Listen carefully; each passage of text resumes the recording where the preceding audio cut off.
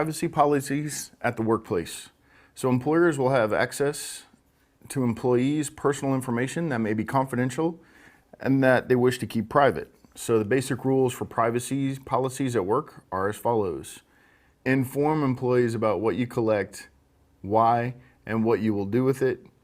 Limit the collection of information and collect it by fair, lawful means. Inform employees about the potential collection, use, and disclosure of personal information. You want to keep employees' personal info accurate, complete, and up to date. Provide employees access to their personal information and keep employees' personal information secure. Steps to create and implement security policies. So the following is going to be all about protecting this employee workforce data. So steps to create and implement security policies.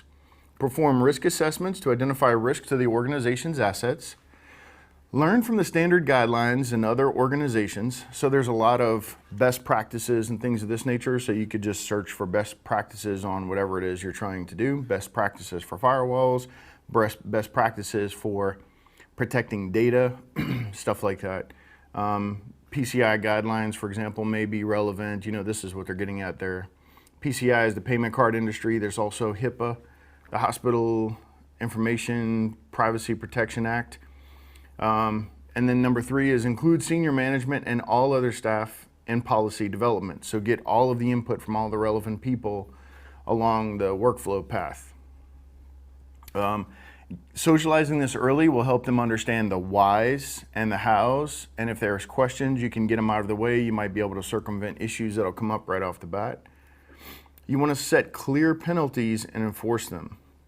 Make a final version available to all staff in the organization, and they actually have to sign it, which they're going to talk about in 6. So ensure every member of your staff read, sign, and understand the policy. And that understanding the policy is a key one. So if you don't offer, as an organization, if you don't offer any training to them, then that's going to be a problem, right? So this isn't specific for certified ethical hacking, but these are things that they need to understand, right? So these are things that you need to understand. You know, you need to know what these policies are. Why? So that you can, when you're doing your security assessment, you can include this kind of thing. Are they enforcing the policies they have in place? That's why this is relevant to you, so don't tune this out. So they also want to deploy tools to enforce policies. Now that's where you come in. You're going to be testing these tools, right? You want to train your employees. We talked about that. Educate them about the policy and have proof. Have them sign off on attendance sheets. That kind of thing. And you want to regularly review and update the policy. So every time you come back to do a follow-on assessment, you know, there's a security assessment versus a penetration test. Penetration test is just trying to break into the network and maybe pivot, see what you can get into. A security assessment is everything. It takes everything into account. Are they enforcing the policies? If we're just doing a penetration test, we may not care if they're enforcing the policies. We're only getting paid to breach the network. Let them figure out what to do with the information, right? So HR legal implications of security policy enforcement.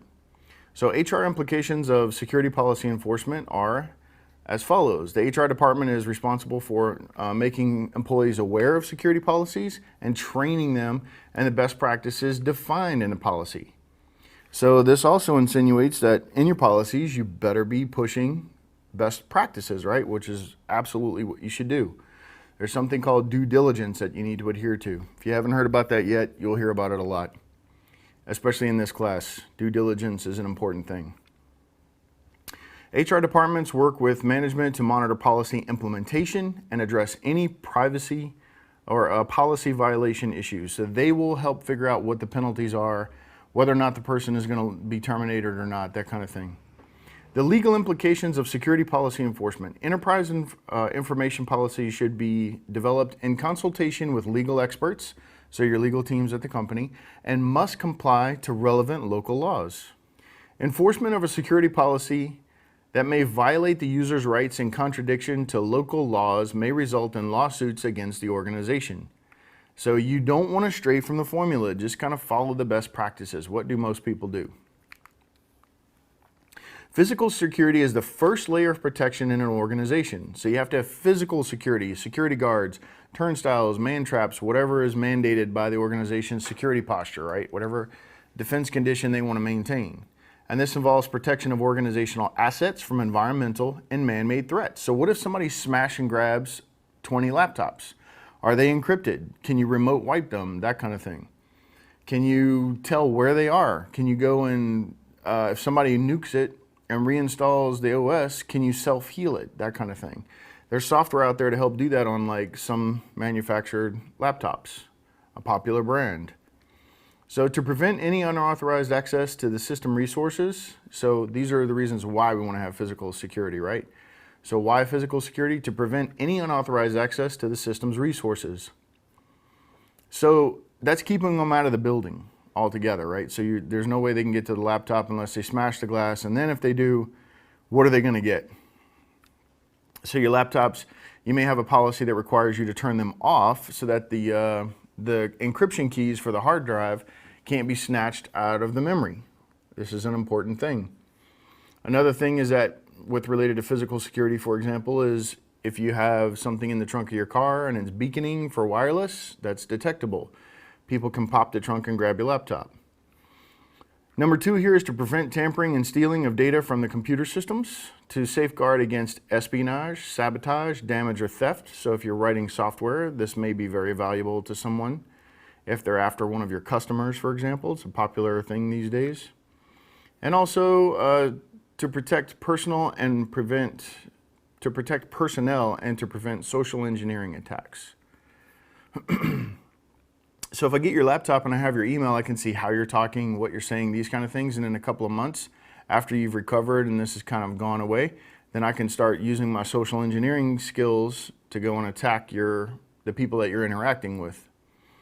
And physical security threats, we have environmental threats like floods, fires, earthquakes, and dust. Just dust in general could cause problems to your server environments. And then we have man-made threats like terrorism, wars, explosion, dumpster diving and theft, vandalism, this kind of thing. Everybody's after copper these days. So if you have a data center that's not manned, people may go and mess with that facility. So you want to make sure you have good security there, cameras, that kind of thing.